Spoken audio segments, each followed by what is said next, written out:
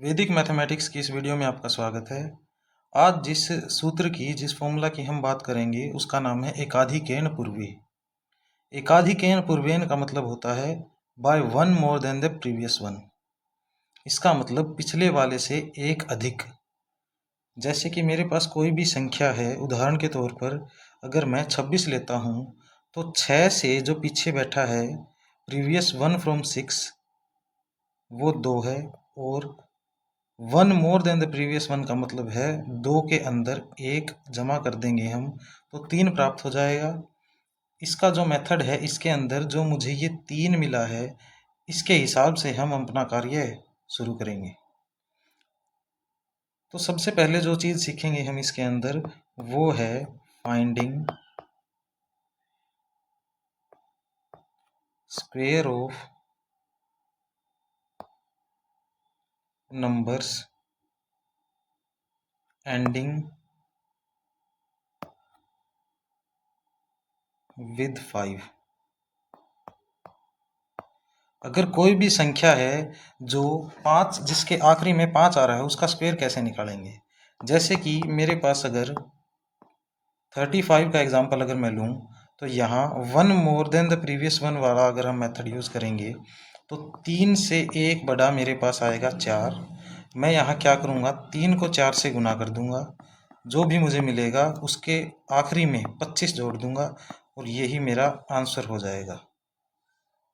आप चेक भी कर सकते हो, 35 का स्क्वायर आपके पास 1225 ही मिलेगा आपको। दूसरा एग्जाम्पल इसका अगर मैं लूँ तो दूसरा एग्जाम्पल मिल जाएगा 45 के अंदर 4 में अगर 1 प्लस करूँगा तो 5 आएगा, और 45 का स्क्वायर मैं यहाँ से बता सकता हूँ 2025।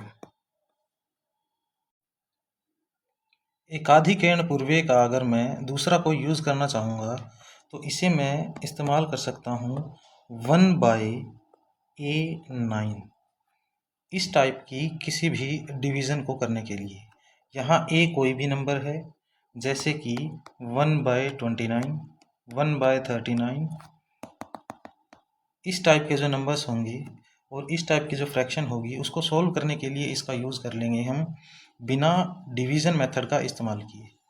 तो ये किस प्रकार से करेंगे हम, एग्जाम्पल के तौर पर मैं मान लेता हूँ 1/19।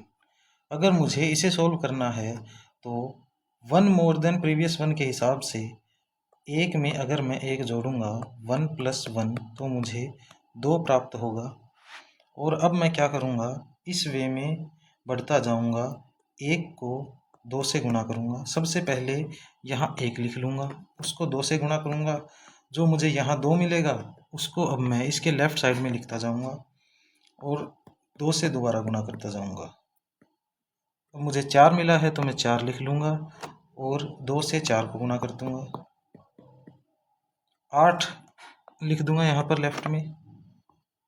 अब जैसे ही मुझे यहाँ इस टाइप का कोई नंबर मिल जाएगा जिसके अंदर 2 डिजिट होंगी तो मैं लास्ट डिजिट को तो यहाँ लिख लूँगा और इस 1 को कैरी के तौर पर यहाँ लिख लूँगा, और इस 1 का क्या काम आएगा वो हम आगे देखेंगे।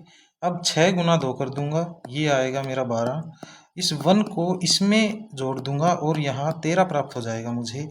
अब दोबारा मैं रिपीट करूँगा यही चीज़, 3 जो मूल्य है मुझे 3 को यहाँ लिख दूँगा और 1 कैरी हो जाएगी और 3 × 2 ऐसे ही आगे बढ़ता जाऊँगा। 3 × 2 6 मिलेगा मुझे, 6 के अंदर एक कैरी है, ये 7 आ जाएगा, यहाँ मैं 7 लिख दूँगा। अब 7 × 2 = 14 आएगा मेरा।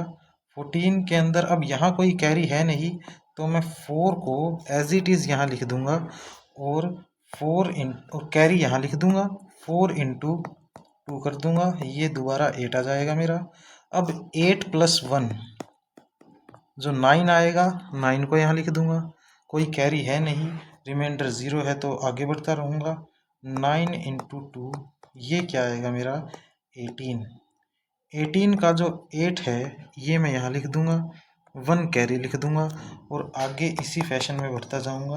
और कब तक बढ़ना है हमें, जब तक बढ़ना है जब तक ये 18 स्टेप्स नहीं हो जाते।